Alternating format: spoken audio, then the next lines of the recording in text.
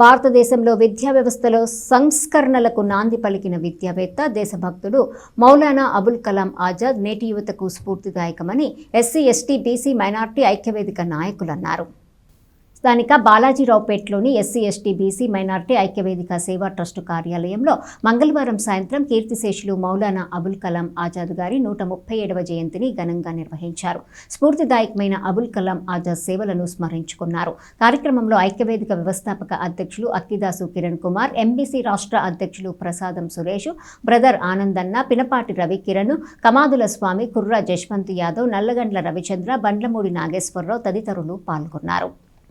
ఈరోజు SC, ST, BC, minority ఐక్యవేదిక సేవా trust వారి ఆధ్వర్యంలో కీర్తిశేషులు భారతరత్న మౌలానా అబుల్ కలాం ఆజాద్ గారి యొక్క 137వ జయంతి వేడుకలను ఘనంగా ఏర్పాటు చేయడం జరిగింది.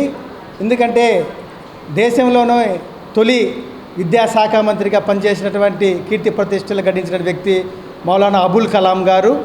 ఎందుకంటే వారు స్వాతంత్ర ఉద్యమంలో కూడా ఎంతో కష్టపడి పనిచేశారు.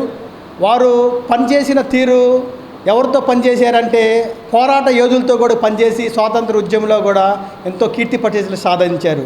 అదేవిధంగా వారు క్విట్ ఇండియా ఉద్యమంలో కూడా చేసిన సేవ ఎంతో మరపురానిది.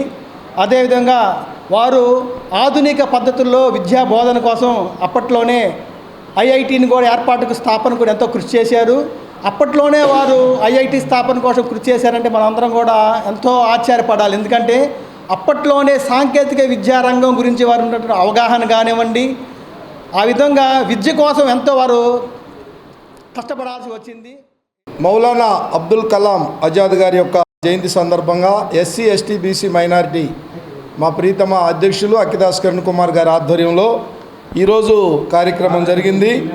స్వతంత్ర భారతదేశానికి తొలి విద్యాశాఖ మంత్రిగా మౌలానా అబ్దుల్ కలాం ఆజాద్ గారు ఎంతగానో మరి స్వతంత్ర భారతదేశానికి తొలి విద్యాశాఖ మంత్రిగా ఉన్నారు.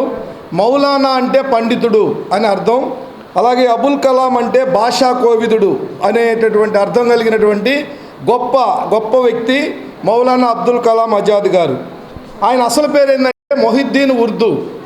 మరి ఈయన 1857లో అరేబియా దేశంలోని మక్కా నగరంలో జన్మించాడు.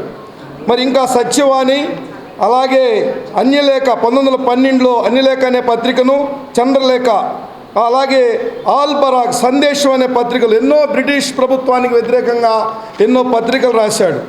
ఈయన 1923 ఢిల్లీలో జరిగినటువంటి కాంగ్రెస్ ఆ యొక్క మహాసభలో అధ్యక్షత వహించారు. 35 సంవత్సరాల వయసులో గ్రేట్ మౌలానా అబ్దుల్ కలాం ఆజాద్.